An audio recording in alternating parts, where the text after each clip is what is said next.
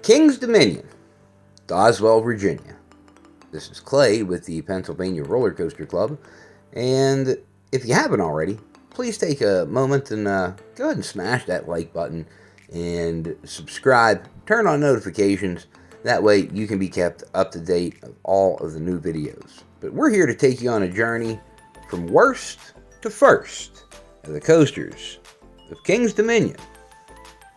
So, guys, this park holds a particular special place in my heart. I used to go here every summer, multiple times per summer, with my father, who had passed away when I was a young boy. So, this park really does have special meaning to me.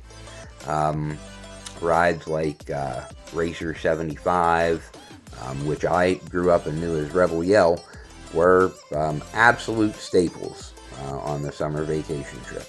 And to see what the park has become, pretty proud of it, especially this year. Number 13, the Great Pumpkin Coaster. So, E&F Miler, guys.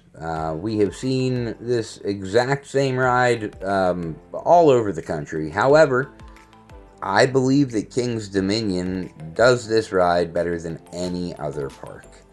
They provide kids with their first near-miss opportunity, and to give them that element, it's just so heads-up and brainy from the staff at King's Dominion. Can't say enough about how they have this coaster set up.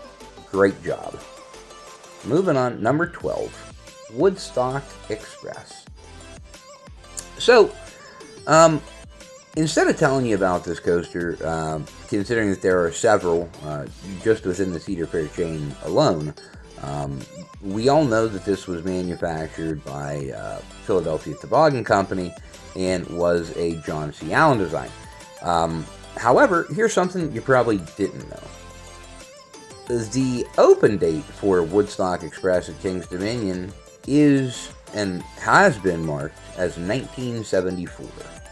Now, the interesting thing about that is King's Dominion didn't open until May 3rd, 1975. So it tells us a couple things. Number one, the coaster was done the year previous. And number two, people rode it. I'm jealous. Moving on.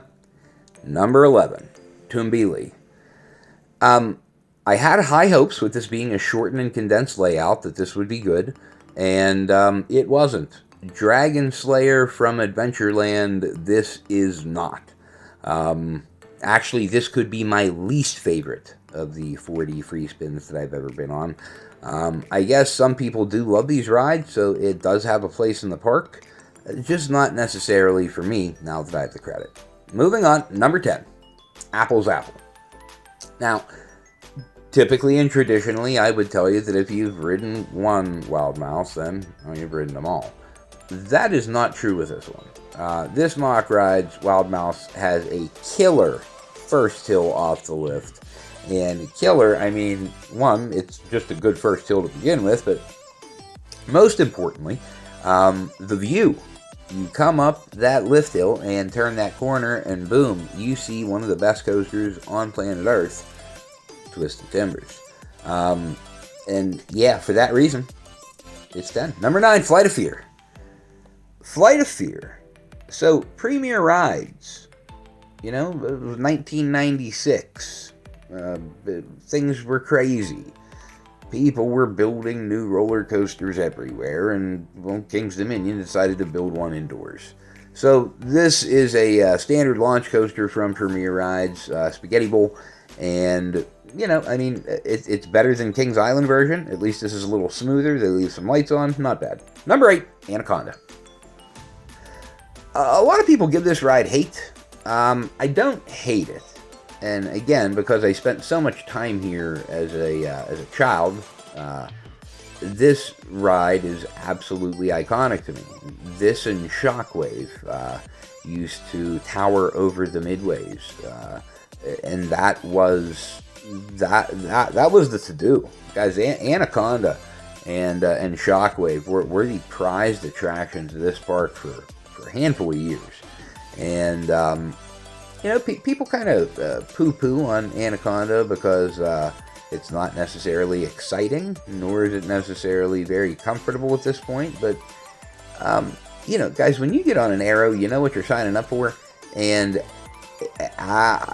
compared to other arrows, this one's pretty good as far as comfort goes, so enjoy it for the scenery, enjoy it for being a classic. Number 7, Reptilian. So, mock rides back in the park again, but this time with bobsled coaster. So, guys, people don't realize how popular these bobs were. This ended up coming to King's Dominion in 1988, and they were installing, different bobsled coasters in parks all over the world as early as 1981. So, this model in itself goes back quite a ways, and to this day, they're still a blast. If you haven't been on Reptilian, or you haven't been on one of these bobs in general, try to make a trip to one of the parks that still has them. For instance, I know that Six Flags Great Escape just removed their Intamin bobsled for this upcoming 2024 season to install Bobcat. So, they're disappearing. Enjoy them while they're here. Moving on, number 6, Backlot Stunt Coaster. I really wanted to put this further down on the list. As a matter of fact, I wanted to put this behind Reptilian and Anaconda just because of the rarity and the history, but I can't do it. This ride is still too good. It serves its purpose amazingly in the lineup as a phenomenal introduction to launches, number 1. Number 2, that launch is actually pretty snappy. And 3, it's a pretty creative idea and layout. So, give Premier Rides a ton of credit here. Really killed it with this model. Moving on, number 5, Racer. Well, they call it Racer 75 today, but I gotta tell you, this will always be Rebel Yell. And furthermore, one of these trains should be going backwards. And that's how they should race. Or at least, in my mind, if I had taken King's Dominion and placed it in a time capsule of its best form of itself, not including the possibility of saying that would be this current iteration, because I believe it might be, in my old school iteration, yeah, Rebel Yell, one train forward, one train backwards. Guys, this is an iconic ride. Kings Islands is the one that gets credit for saving the roller coaster, but in my opinion, Rebel Yell was always a little bit better. Number 4, Dominator. Now, I know you guys probably are not going to agree with Dominator being number 4. And if you would have said to me last year, Dominator number 4, I'd have told you you're crazy. It is at minimum number 3. And, yeah, but that has changed. Doesn't take away from how great this ride is, though. This ride is still just as good. It has not got any worse. It's still just as good. It rips through the layout. I mean, this floorless is massive. I think it still has one of the largest inversions. I think the second largest inversion in the world. So, yeah, I mean, this thing just cruises. It is a missile. And it is a lot of fun. Just remember, heading into those versions, just go ahead and lean forward ever so slightly. Get your ears away from the cards. Moving on, new number 3, Grizzly. Oh boy, let me tell you guys something. Wow. So, when I was a kid, Grizzly was running as well as it had ever run. And I had started going in the late 80s and through the early 90s, but when I heard that Grizzly was so rough that people, didn't even want to go on it, it had been almost a decade since I had been to King's Dominion. Last year I changed that, and this year I hit it with vengeance for this very reason. You're staring at that reason, Grizzly is absolutely phenomenal. Now, there is one more section that needs to be retracked. I believe they're taking care of that this off-season. But next year, 2024, guys, this is going to be a sneaky competitor moving up that wooden roller coaster ranking list. Mark my words. Number 2, Intimidator 305. Wow. Yeah. Wow. I-305. This thing is a screamer, man. It's a handful. It is intense. I do recommend being towards the back of the train. It gives you just an unbelievable sense of speed. I mean, any seat on this is, provides you a crazy ride. I am either a front or a back guy. Not a big fan of the dead center of the train. But I think maybe the dead center might give you some of the smoother and smoothest rides. Not to say that this is rough, but when you're going that fast, the smallest thing can make a difference to you for your comfort, and, to each their own. But, wow. I-305 is crazy, crazy, crazy. Great coaster. We'll have to see where it comes in this year on the rankings overall. But in this park, it's still just number 2. That's because this park also has number 1 Twisted Timbers. Man, this is such a great, great RMC. I remember a lot of people saying that the second half of Steel Vengeance is essentially Twisted Timbers, and I kind of disagree because I think Twisted Timbers is better than the second half of Steel Vengeance.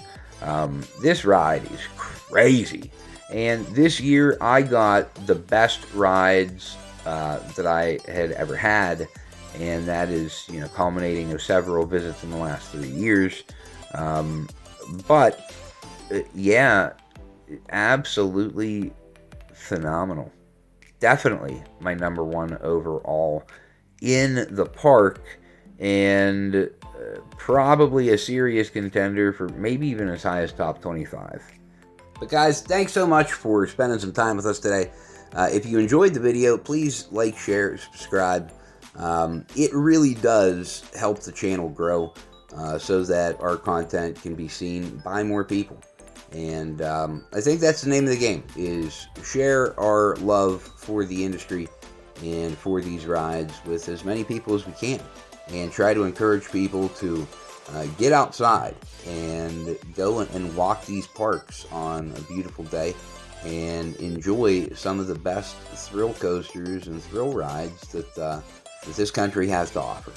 And, if you do, I think the reward in the end far outweighs any potential negativities. And so, this year, Allie and I had taken a trip to King's Dominion for my birthday, for my 42nd birthday, actually. And it was a great time. It was very special to have my daughter at the same park, riding the same rides that I once did with my father. And for me, it was a very special and surreal moment. I hope you can go build your own moments with your family. And with that being said, till next time, we'll see you out there.